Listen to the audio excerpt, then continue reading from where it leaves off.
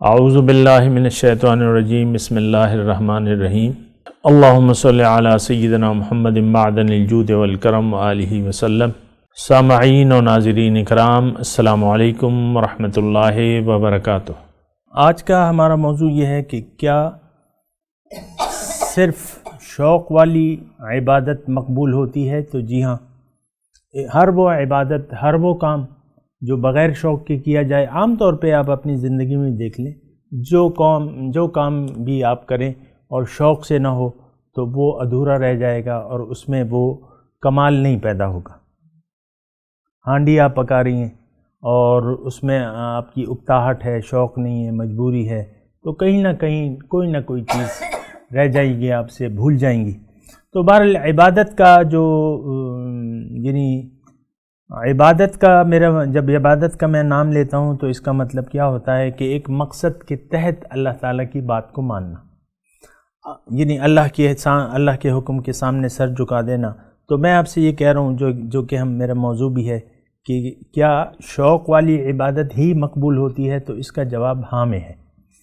اگر عبادت بنیادی طور پہ ہماری ضرورت ہے کامیابی کے لیے، زندگی میں کامیابی کے لیے، لیکن اگر اس کے ساتھ شوق نہ ہو تو پھر وہ عبادت نہیں کہلائے گی، وہ کچھ اور کہلائے گی۔ کیونکہ اخلاص، جس کام میں بھی آپ کا اخلاص نہ ہو تو وہ پھر انسان پھر غیر مخلص ہوتا ہے اس کام کے لیے۔ اور عبادت میں اخلاص اور خلوص اس وقت پیدا ہوگا جب آپ کا شوق ہو۔ اب شوق جو ہے اس کے لیے محبت کی ضرورت ہوتی ہے اور اللہ تعالیٰ سے محبت جو ہے وہ ہمارے ایمان کی ضرورت ہے۔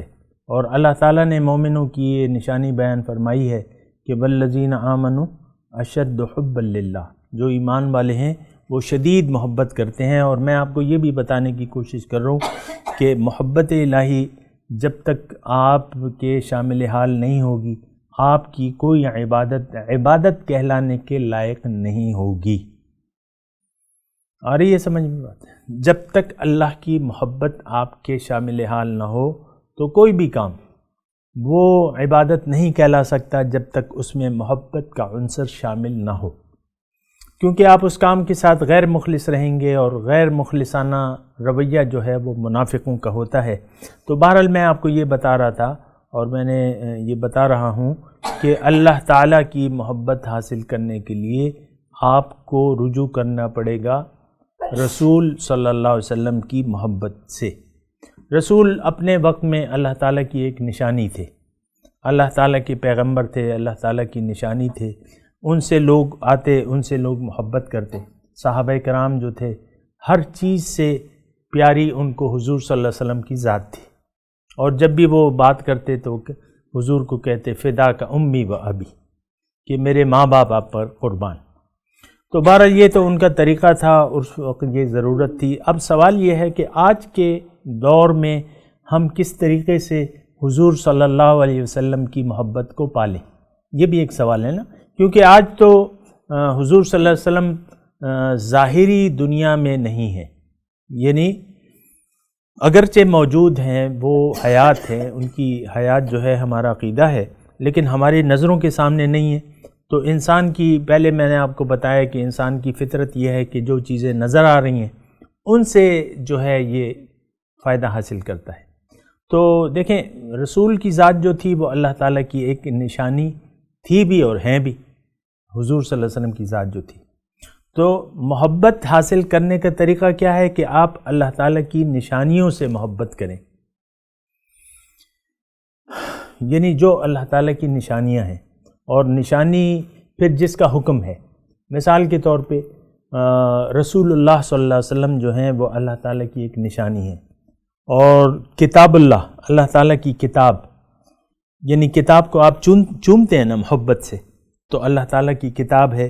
اللہ تعالیٰ کا گھر ہے، اس کو آپ چومتے ہیں نا، اللہ جب رش نہ ہو تو آپ کوشش کرتے ہیں، ورنہ ہاتھ سے اشارہ کر دیتے ہیں، چومتے ہیں۔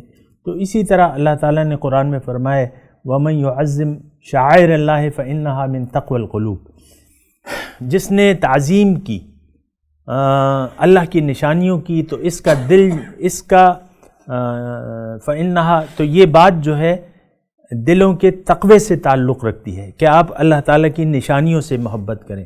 تو اللہ تعالیٰ کی نشانیاں تو آج بھی موجود ہیں۔ مثال کے طور پہ اللہ تعالیٰ کے بندے موجود ہیں۔ اللہ تعالیٰ کے بندے سے میری مراد یہ ہے کہ وارث نبی یا العلماء ورثۃ الانبیاء، اس کے بارے میں بات کروں گا لیکن اگلی نشست۔ وما علینا الا البلاغ المبین۔